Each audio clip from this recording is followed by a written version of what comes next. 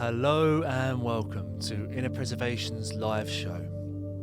Tonight I want to revisit the topic of addiction, as we will be concentrating on this area going forward in the next month or so.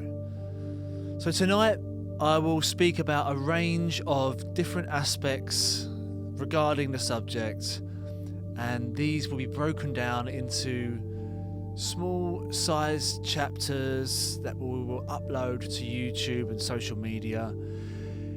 If you like what you hear, please don't forget to like and subscribe. We are on Facebook, Instagram, and we post regularly to these social media accounts, so check us out.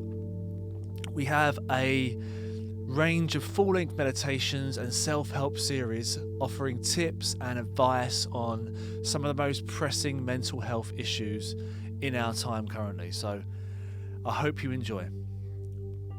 Tonight's show is called The Way Out of Addiction. The first chapter. Do you have an addiction problem? People that struggle with addiction describe it as a cycle of destructive patterns that encourages negative behaviour, anchoring them into a life of dependency. Recognising this cycle will be the vital first step you can take towards gaining your freedom back. Addiction can be described as any substance-related behaviour that has a negative impact on your life to which you continue to engage. If you feel like this applies to you, you could be developing a dependency to something that is not serving your best interests.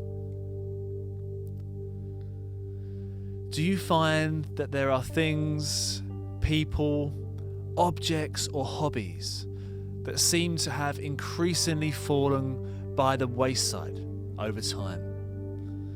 Have you sacrificed things in your life which brought you pleasure before and replaced them with time spent indulging in your habit?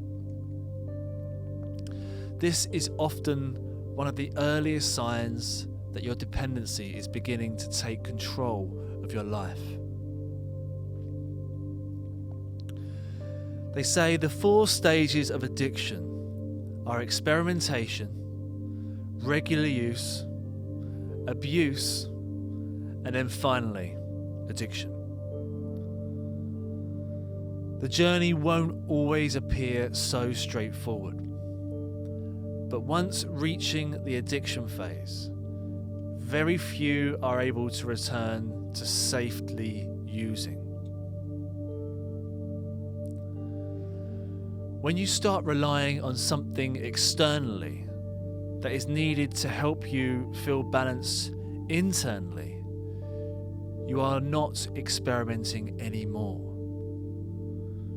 Whether it is a problem or an emotion that you are trying to deal with, you should be able to address it without reaching for something on the outside that is ultimately going to affect you negatively. Join me today in these chapters as we delve into what might be causing your addiction and what steps you can take to tackle it and regain your freedom. There are techniques and affirmations coming up in the following chapters which are designed so that you can deal with urges in a far healthier and more rational way that aim to reprogram how you think about dependency. So I hope you find these useful. Please don't be afraid to practice them. So the second chapter. Addiction has an emotional root cause. An addiction is like a projection of yourself, or your negative self, expressing and manifesting itself as a dependency. highlighting your bad points and your extremities to which you go to get a fix. It is how you deal with your deepest and innermost emotional problems without having to directly confront them. If you want your freedom back, you must first understand that addiction materializes within, through association and broken thought process. So changing it will depend on altering how you deal with your emotions and reprogramming how you're processing your thoughts. You have control over your thoughts and therefore your emotions. We are never actually addicted to a substance itself, but just the repercussions from that substance. The chemicals that your thoughts and subsequently your emotions are produced from. The peptides, the neural peptides that go into every one of your cells in your body, fit into the receptors into each cell. It is the emotion and the chemical from that as a response to the substance taking that we actually get addicted. So if you can control your thoughts, you can control your emotions. But it's important to understand that the attitude developed towards your dependency is only a response to how you view the problem. If an expensive sports car drives past you in the street and you look at the driver and think to yourself, what a show off this guy. Was the problem created because the driver drove past? No. It was created because of your response, and therefore the issue lies within. When you look at it closer, it is probably because deep down you feel jealous that you have an older car, for example, or less expensive. Compare this with your addiction and try to realize that it's not the substance that is the problem. It is your attitude towards it and the thought process that goes with that. Once you realize the problem derives within, you can start exploring its root cause. No matter how hard or soft the substance is, underlying emotional issues are often the culprit. Whether you are attempting to mask trauma from your childhood or co-occurring disorder such as anxiety or depression, covering it over is never the answer. It's not your true self. You're fighting a problem with another problem.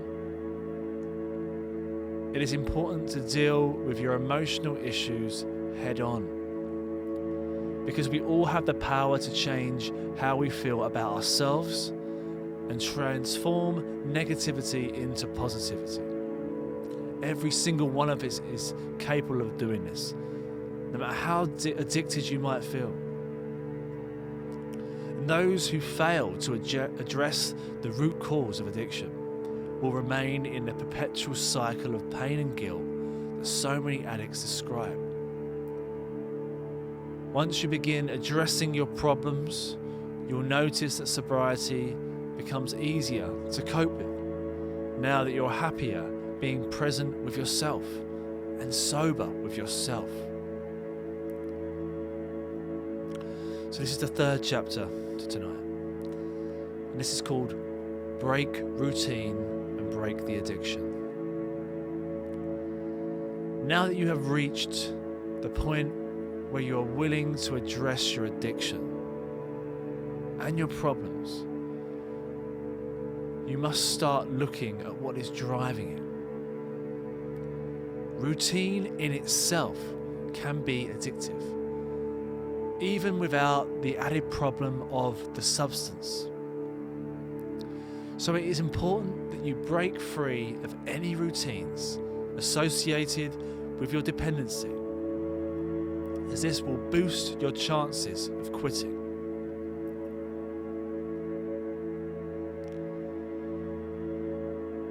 Routine can be a major player in addiction. Take it from me.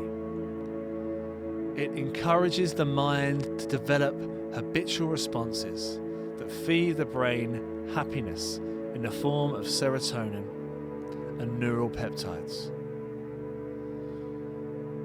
Not only do you become emotionally addicted, but your cells in your body become addicted to those chemicals that are produced as a result of substances ingested into your system. Many addicts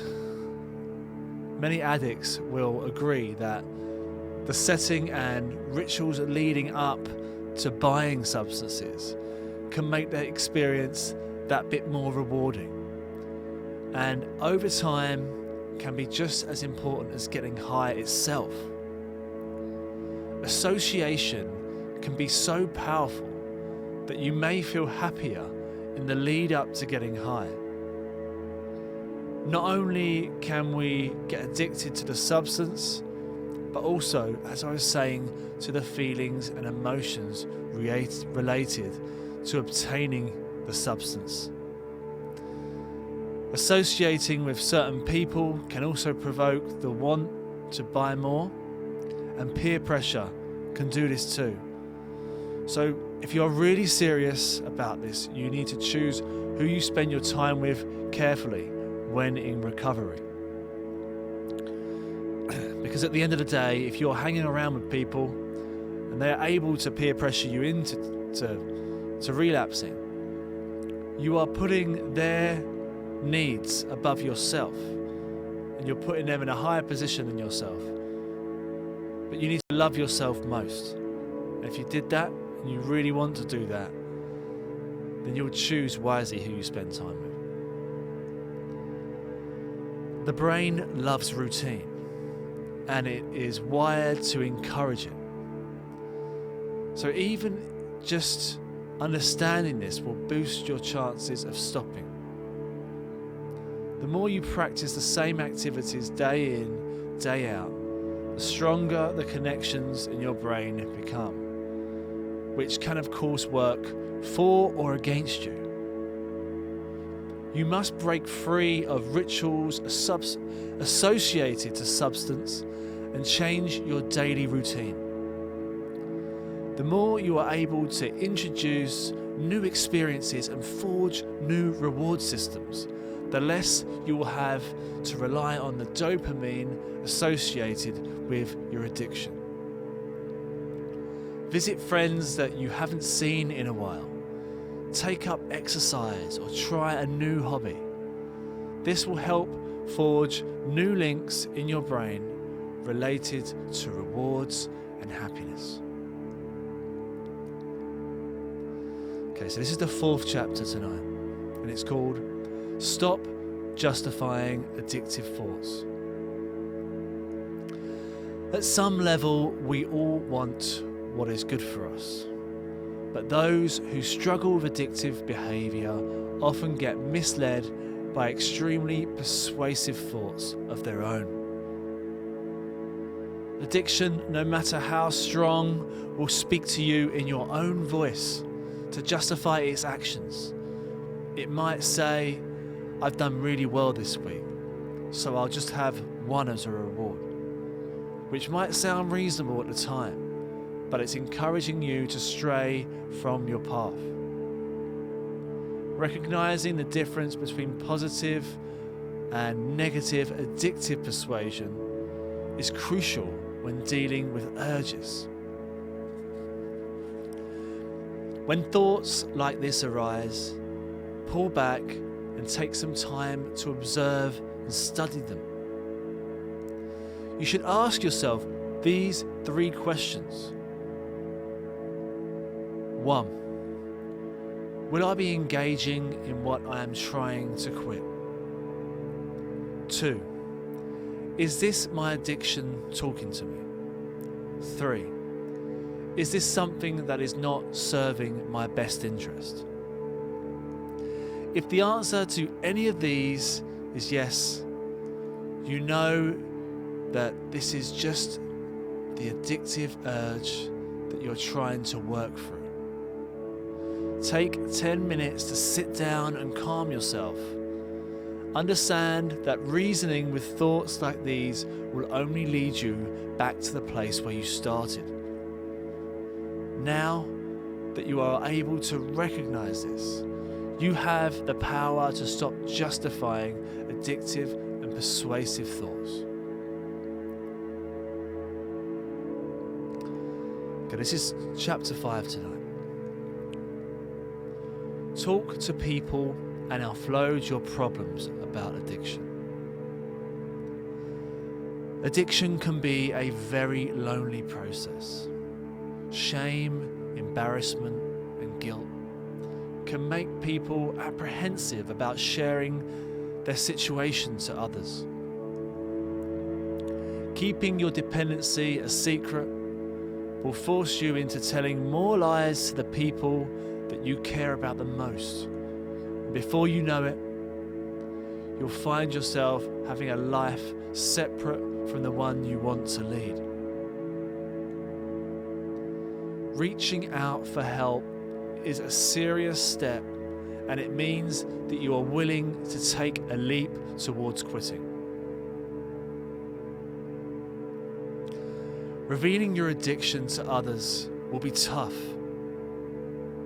and maybe one of the hardest things you've ever done, but it won't be as painful as keeping it locked away.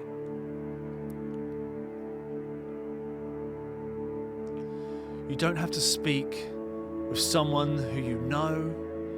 You can talk to a therapist or join a support group. Calling your sponsor or telling your partner that you are having a hard day will get easier over time and will act as therapy in itself.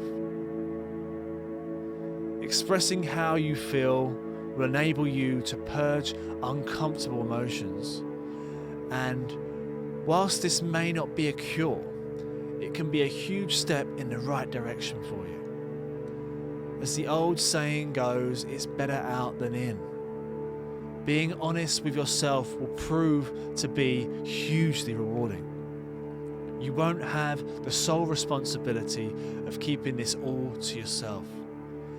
It can really be difficult to deal with this alone. So take the first step and talk to someone. It won't be long until you start to see the benefits of unloading your emotional problems. So for the 6th chapter tonight, we're going to do a mindfulness technique.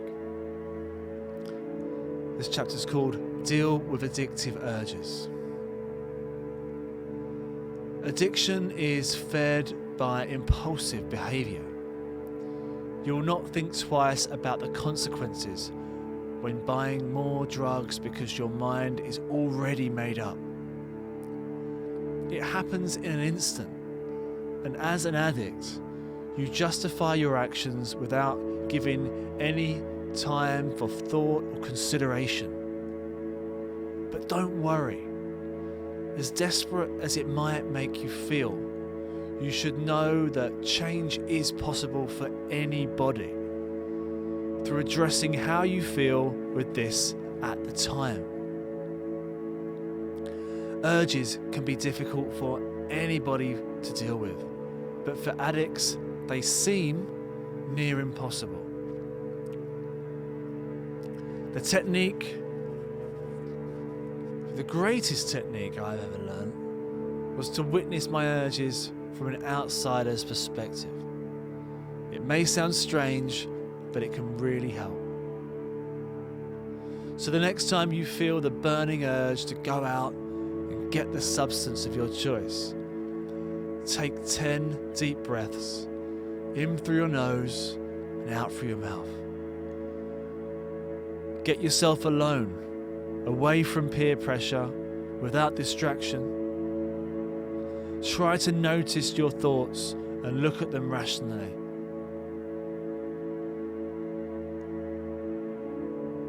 Realize exactly what it is that your brain is trying to do to you. Back to the same old square one. Sit down and take a step back in your mind and ask yourself, where are these thoughts coming from? What control do they have over me? Give yourself just 10 minutes before you act on anything. Stay seated or lying down and realize that once the time passes, you will still be here, you'll still be safe, alive and breathing. Nothing would have changed to your situation. You should understand that nothing terrible will happen to you if you do not act on your urge straight away. Just give yourself 10 minutes. Once you've reached that 10-minute mark, ask yourself, has the feeling passed? Is it still as intense? Go within and feel it. Every feeling will pass eventually. It's the law of our universe. Everything must pass. You can build the strength necessary to deal with strong urges when you try to let them pass. So try this technique next time you feel an urge approaching, and have the confidence in yourself to see it through on your own for 10 minutes. If you still want to go and do what you want to do afterwards, which is to get the substance of your choice, have a sponsor or someone in place that you can call after the 10 minutes, but try and do it yourself for 10 minutes first and build this up over time. Even if you go and score, it doesn't matter. You've managed the last 10 minutes, which is a breakthrough. It's about destroying that habitual response to your urge at the time. This is the next chapter. Self-worth affirmations for overcoming addiction. Setting goals and using affirmations will boost the chances of you quitting your addiction for good. They will help you to reach your true potential in all aspects, which will be far easier to reach with a clear mind when you're being held back, when you aren't being held back by the restraints that come with addiction. You'll be coming from a place of love. Affirmations are a fantastic tool that you can use to reprogram your mind and increase the likelihood of overcoming addiction. Deep down, you have the potential to achieve all possibility and to overcome the challenges that stand in your way. Over time, affirmations will help guide you to realize that you have an unlimited amount of willpower and are capable of so much more than what you currently think. When you affirm these statements, you must believe that they already apply to you and that you are experiencing them in the present moment. Feel the feeling and emotion of when you speak them. Try to put some imagery together as well and see yourself with visualization. The brain remembers mostly in images. So when you are building this subconscious new pathway and in strengthening the neural pathways in your brain, imagery and emotion work together fantastically. The more specific you are with what you want, the better. Practice them every day, morning and night. Have your affirmations written down and stick with them. You can try these statements to start with and personalize them later to suit your program better. 1. I am the only thing in control of my life. 2. I love being sober. 3. I am stronger than my temptation. 4. I am worthy of great things. And 5. Every day, in every way, I am getting better. Persistence as habits is key with affirmations. So stick with them because they can take some time to work. More importantly, believe in what you are saying. Have that emotion, that visualization, and be the change you wish to see today. The next chapter is called Addiction. Make peace within yourself. When you end an addiction, you will consequently make peace with yourself. Dependency can be exhausting and can take a lot of effort and time to keep up. You have to supply the habit, fund it, make time for it, and most likely probably keep it a secret. You then deal with all the anxiety, mood swings, and withdrawal symptoms that come with it, which can add more pressure to your emotional state, turning everyday life into a turbulent existence. It is a full-time job. You should know that freeing yourself from dependency will help you break free from all the negative associations that come with your addiction. It will bring you peace within, but it doesn't necessarily mean you have to wait until you've broken your habit to find that peace. Creating a harmonious balance in life will boost your chances of quitting your addiction and subsequently build your inner peace. There is no need to battle with yourself on a daily basis, as it will only damage your health. Inner peace and love is the ultimate goal, and this is what will set you free from your addiction. Meditation and mindfulness can help you see through the illusion that addiction paints, because that is all it really is. It's an illusion that it is stronger than you, that it has control over you, but it doesn't.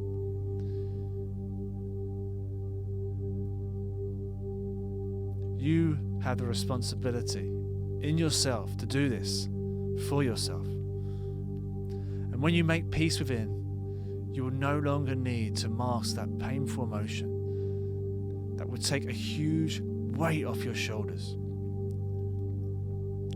Practicing daily meditation will help you to bring your emotions under control and deal with them rationally from a balanced perspective. It will improve your health and enable you to become more mindful. Whenever you begin to feel negative emotions arising, just ask yourself, why am I feeling this way? And what can I do to change my thoughts? You must feel ready to quit, but more importantly, you must want to quit.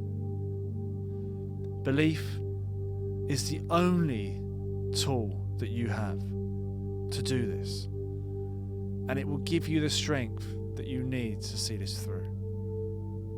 Try the suggestions mentioned in these chapters before and look inwards to find out what is really driving your addiction.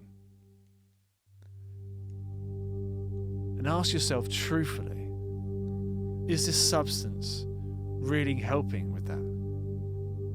Is it really unraveling these previous,